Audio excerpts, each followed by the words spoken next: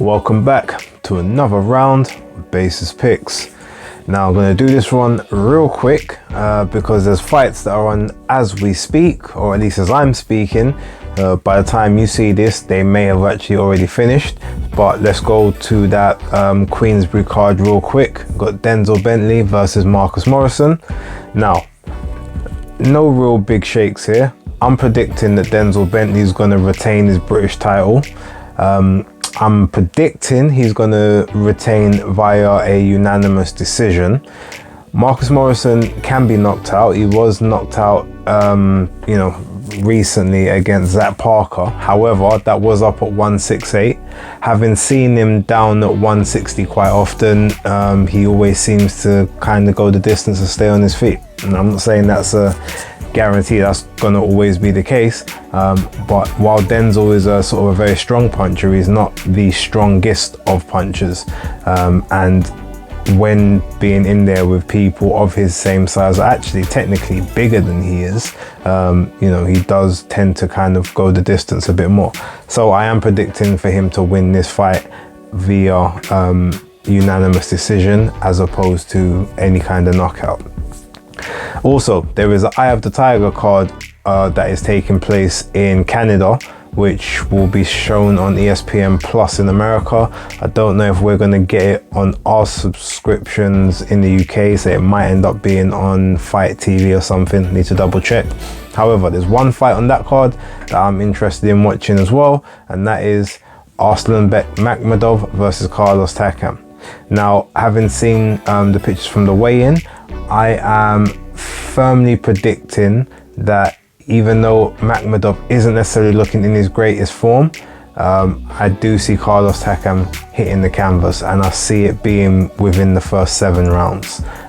He may go down once, get back up, but yeah, I definitely see this fight being won via knockout towards sort of the first 2/3 of the fight.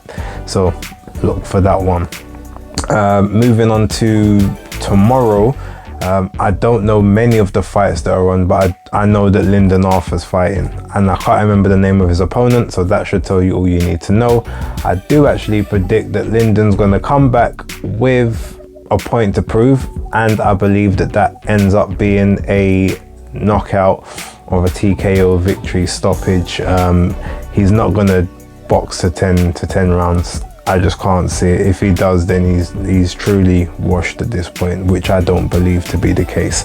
So yeah, expect for Lyndon Arthur to win via knockout. Right, now moving on to the DAZN and the big pay-per-view card in America.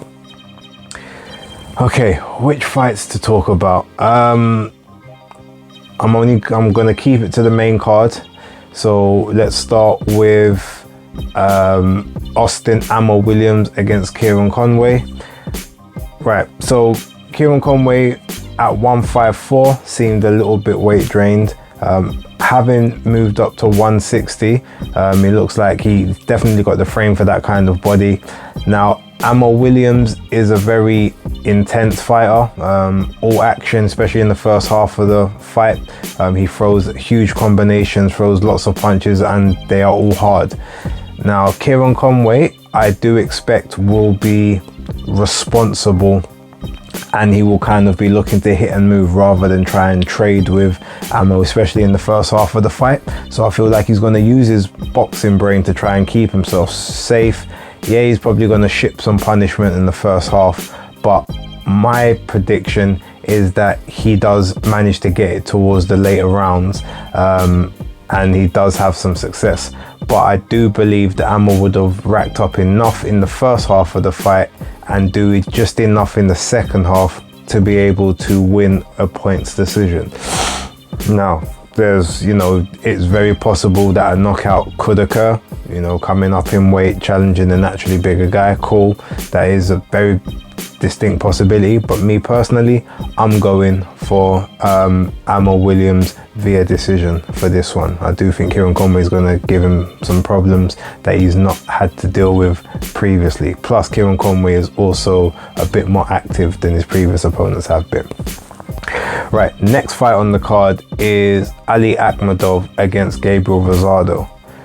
Now, Ahmadov, when he faced Gongora, was pretty much in full control of that fight. He did and landed the majority of the work. I think the rounds were something akin to like 8-3 going into the 12th, whereby he obviously got taken out late against Gongora.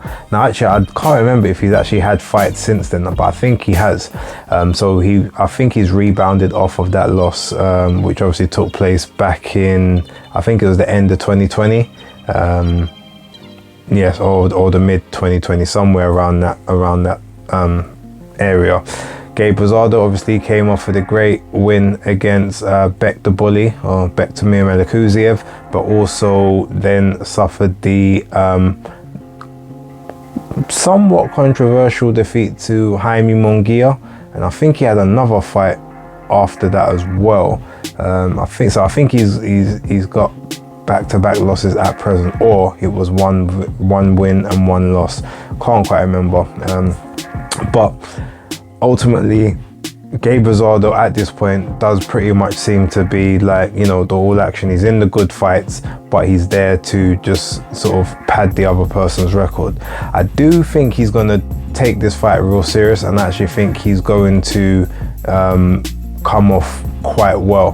But when he's up at 168 is normally when he's a bit more fleshy and a sort of a bit less work rate, as opposed to when he's at 160. So I do predict that Ahmadov will win this fight, but I think he's going to win this fight via decision, possibly even a split decision if it's a really close fight. I mean, Gabriel Rosado can definitely make that the case.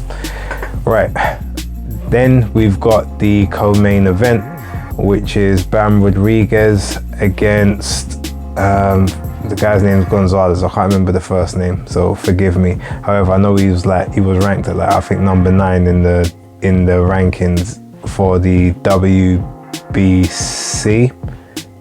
I think it was. So he's pretty much like, he's a good quality opponent. However, I mean, Bam's been on a tear at the moment, and he's not someone that seems to take the game lightly. So I firmly predict that Bam will win this fight, and I predict he will win it inside the distance as well. So I have gone for Bam Rodriguez to win this fight via knockout. I'm predicting sort of maybe round between 7 and 9.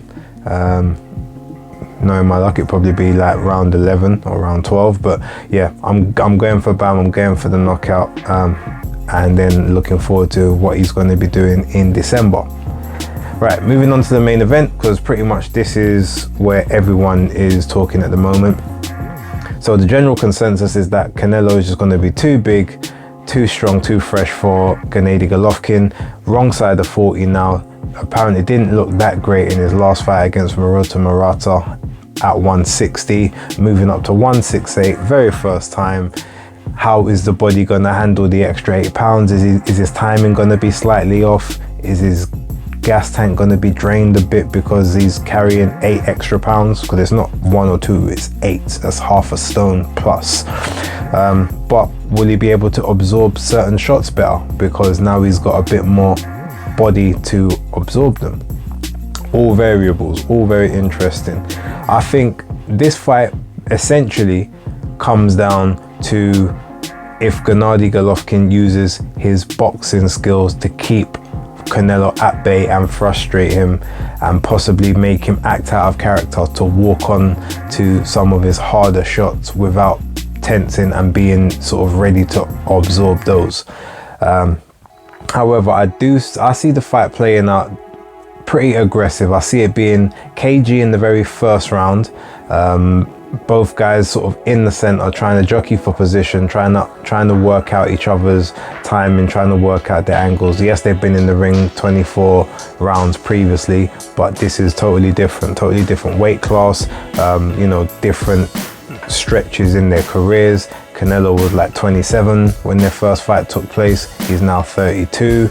Whereas Golovkin was 35 and is now 40. So there's just a lot of variables coming into that. Now, I do believe that Canelo moving down from 175 back to a weight that he's been campaigning for the last sort of year and a bit is going to hold him in better stead than Golovkin moving up. Yes, Golovkin hasn't been as active, so maybe because he doesn't have as much wear and tear on the body, maybe he hasn't had as many wars as Canelo has, quote unquote, but age is the only fighter that is undefeated in this world, and I do believe that age is going to catch up to Golovkin at some point in this fight, whether it's early, mid or late.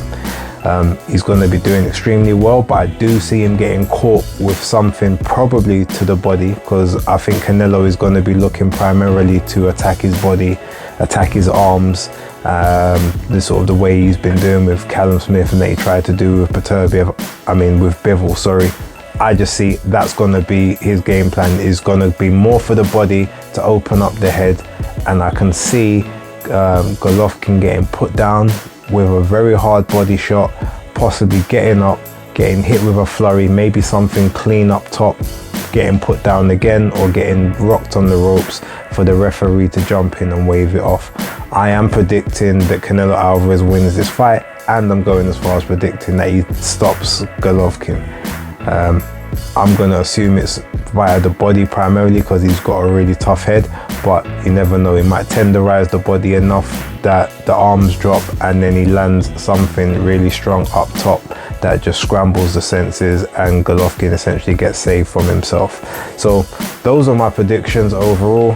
Denzel Bentley by unanimous decision, Arslan Ahmadov via KO, Lyndon Arthur via KO, Amo Williams via decision, Ali Akhmedov via decision, Bam Rodriguez via KO, and Canelo Alvarez via KO.